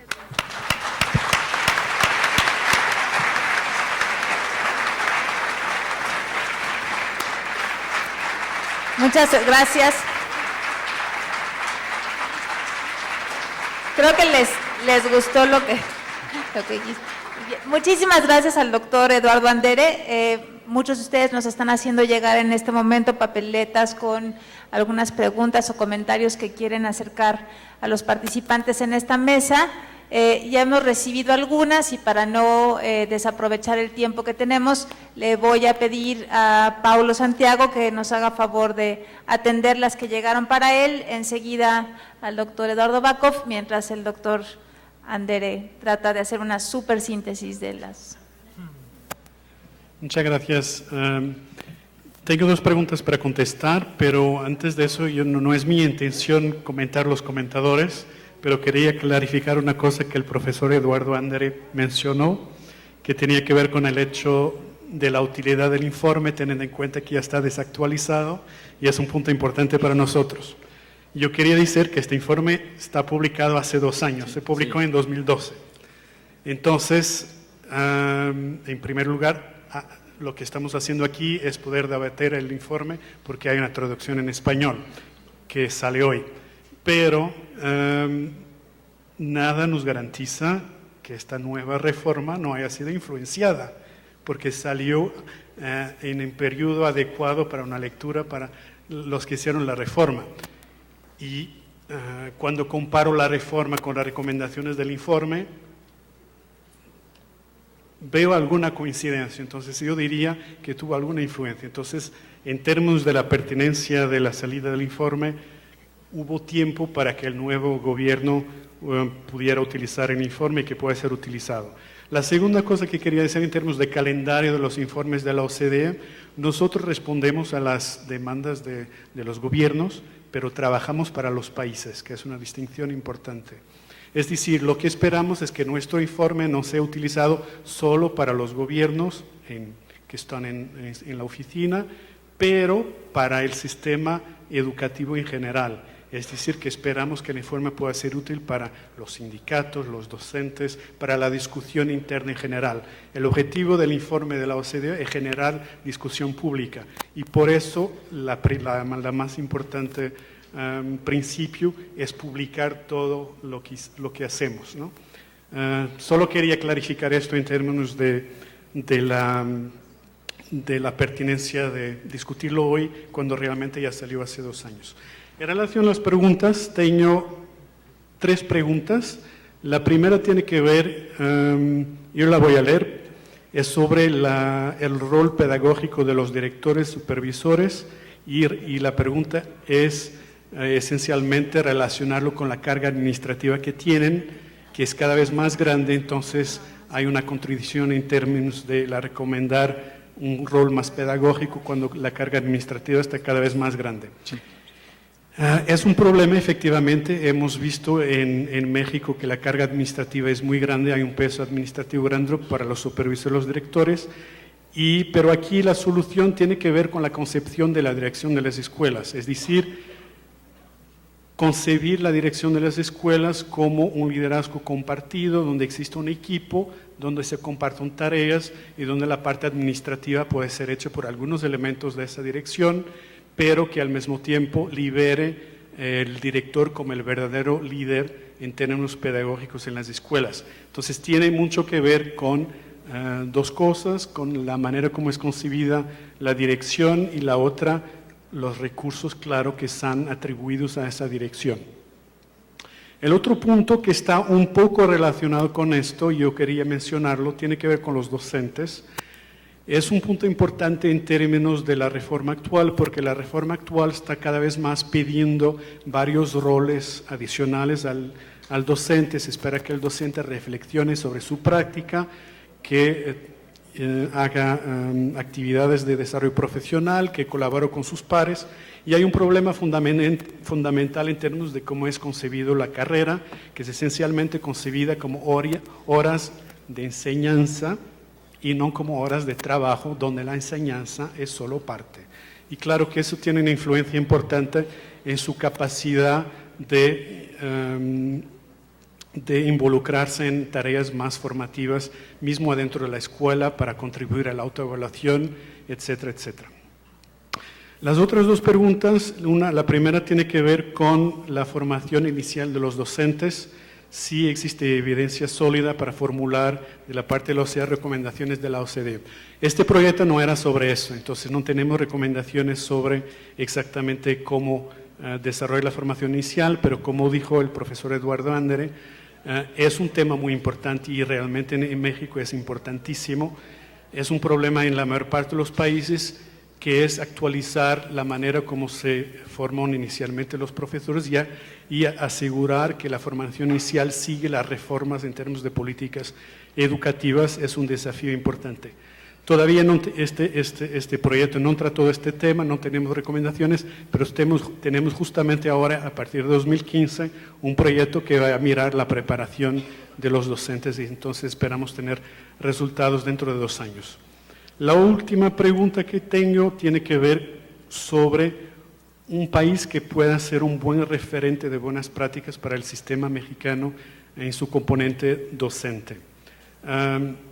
Es difícil dar un ejemplo que pueda ser completamente reproducido en México porque tiene su contexto específico. Existen algunos modelos dentro de un contexto latino, el más conocido es el modelo de Chile. Chile tiene un modelo de evaluación docente bastante sofisticado. Nosotros, adentro de los 14 informes que tenemos de país, hicimos una evaluación del sistema de evaluación docente de Chile.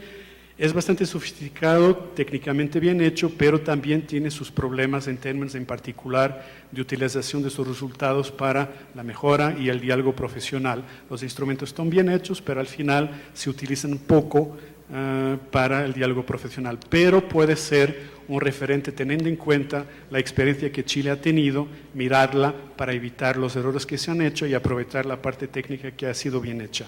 En términos formativos, hay buenos modelos, son modelos informales que existen en países de Europa, como Eduardo ya mencionó, de Finlandia, por ejemplo, en que el director tiene la responsabilidad, y son modelos más informales donde hay una retroalimentación diaria y toda una cultura de compartir su propia práctica dentro del aula. Pero ese es el tipo de cosas que se tiene que desarrollar poco a poco para que entre dentro de la cultura de las escuelas, y por eso es importante el liderazgo pedagógico, exactamente para generar esas culturas. Gracias, Paulo. Bueno, son muchas las preguntas, entonces voy a tratar de sintetizarlas, y aquellas personas que no les conteste, como dirían los niños, nos vemos a la salida y ahí nos sacamos, ¿no? Digamos, voy a agruparlas en tres grupos. Dice una, ¿qué mejoras deberán incluirse en los nuevos exámenes nacionales de evaluación, independientemente del nombre que puedan tener? Y los estados con poblaciones indígenas tendrán que contextualizar sus preguntas, o deben evaluarse los mismos con todas las mismas preguntas en todos los estados. Esa es una pregunta. La otra es,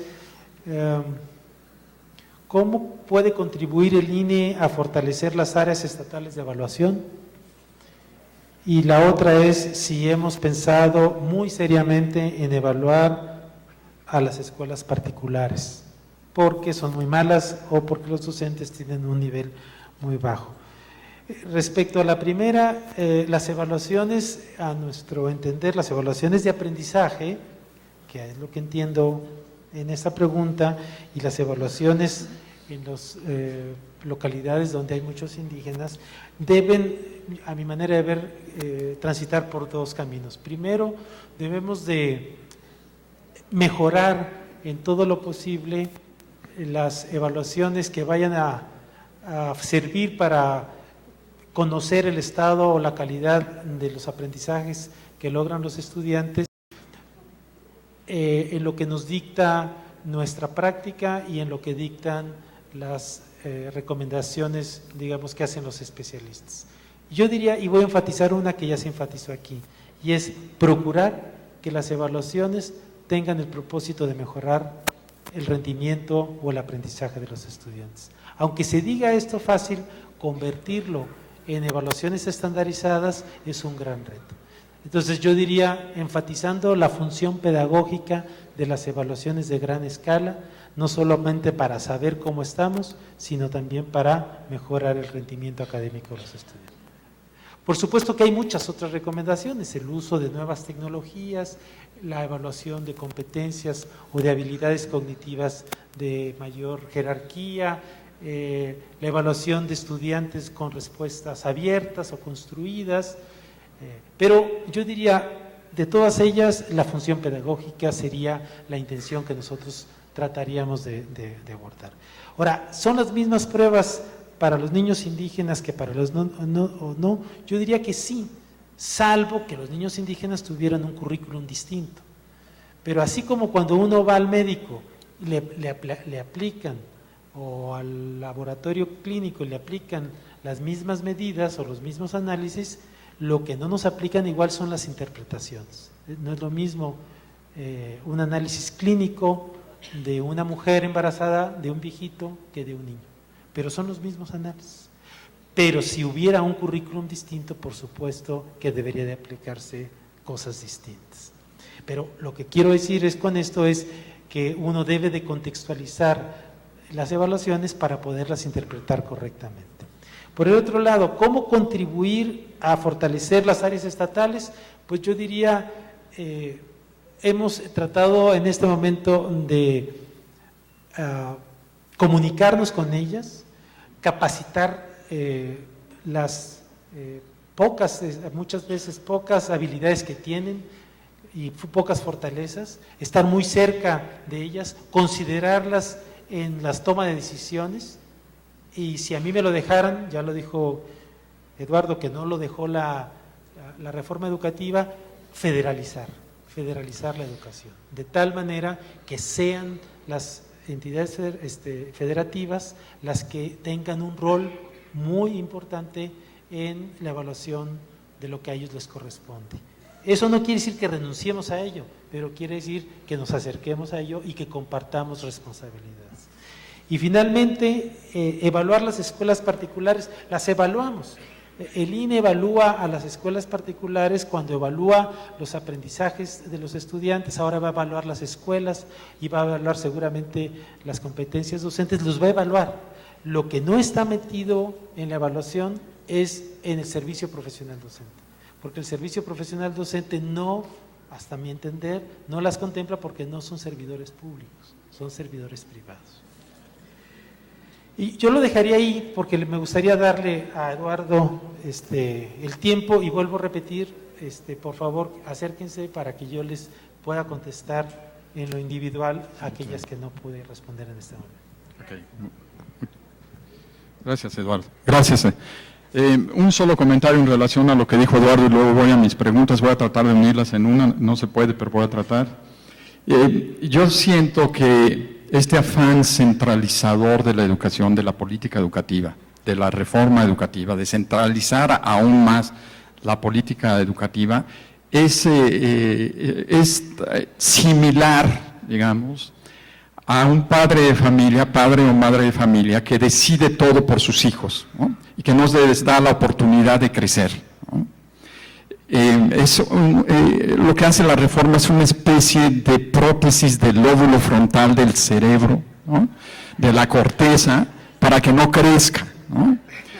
Necesitamos darles la oportunidad de fallar, de equivocarse, pero de aprender y de sentir que los estados y las autoridades educativas y las escuelas tienen esa capacidad, no de que me digan qué hacer, ¿no? ¿Qué es lo que hace la reforma? Le da la autoridad tanto a la SEP para las evaluaciones, para promociones y certificaciones, como al INE para la evaluación del sistema y de los estudiantes, y los demás, digamos, todas las autoridades educativas deben de seguir los lineamientos y las directrices que ahora establezca el INE o que decida la Secretaría de Educación Pública. Entonces yo creo que es tiempo de que dejemos a nuestros estados crecer. Ahora, ¿por qué cree usted? Hay varias preguntas que me dan cuerda y podríamos quedarnos 2 o 3 horas hablando aquí. Por ejemplo, ¿quién evalúa a los evaluadores? Es una pregunta, ¿no? Y luego, ¿quién evalúa a los evaluadores? ¿Qué hay de las condiciones laborales del docente, ¿no? Denigración, acoso laboral, etcétera. Si existe la autonomía del INE, ¿por qué se pondera el ejercicio de la SEP, ¿no? Como órgano rector de la educación? ¿Cae el INE en el juego político de la SEP? Bueno, esa no es una pregunta para mí, ¿no? Es una pregunta para mis colegas, ¿no? ¿Quién? Y la última, que es la que quiero contestar, es ¿por qué cree usted que cuando la OCDE dice que hay problemas, sí se hace caso? Y de eso estábamos platicando hace ratito. La OCDE es una organización internacional bien importante, ¿no? Es bien influyente en los temas de política, sobre todo en los temas de política sectorial. Y es un grupo de personas conectados con otros grupos de personas, que son los despachos de los ministerios de educación. Estoy hablando en concreto del tema educativo y de la dirección de educación del OECD, las que más o menos visualizan o diseñan y nos entregan una interpretación de los resultados, ¿no? Sobre todo con base en PISA, de qué es lo que tenemos que hacer en materia educativa. ¿Por qué le hacemos caso? Porque los ministros de educación de los países le hacen mucho caso a la OCDE, en todas sus recomendaciones, en todos sus análisis. Por eso le hacemos caso. Muchas gracias al doctor Andere. Y vamos a cerrar con una breve intervención también para responder un par de preguntas que llegaron hacia el final a Paulo Santiago, nuestro presentador del libro de hoy. Gracias. Un par de preguntas finales. La primera tiene que ver con cómo se valora la condición laboral del docente en México en relación a su desempeño profesional. Es una muy buena pregunta. Era uno de los problemas anteriores, que cuando se evaluaba a los docentes a través de una prueba estandardizada de alumnos, no se tenía en cuenta el contexto laboral del docente. Entonces, la idea es exactamente desarrollar modelos más sofisticados de evaluación docente, de observación en el aula, de consideración del contexto en la escuela, que tenga en cuenta esos contextos que en México son muy distintos y pueden ser efectivamente muy duros. Otro tema es lo que yo mencioné anteriormente, el hecho que ahora se quieren evaluar los docentes y pedirles mucho más en términos de la utilización de los resultados, cuando sus condiciones laborales esencialmente están definidas con horas de enseñanza.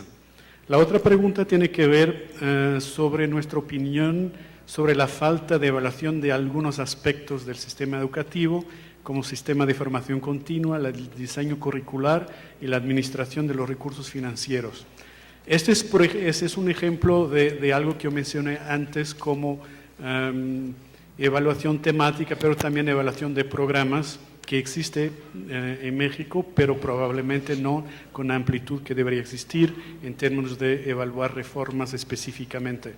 La administración de recursos financieros es un poquito más delicada, es otro tipo de evaluación, y justamente ahora estamos lanzando un proyecto sobre utilización de recursos, incluso de recursos financieros, y espero que posiblemente México pueda participar en ese proyecto también.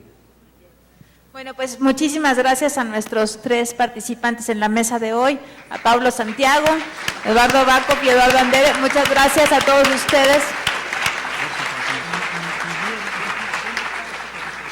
Muchas gracias a todos ustedes por habernos acompañado una vez más y los esperamos en la siguiente oportunidad. Hasta luego y que lleguen con bien.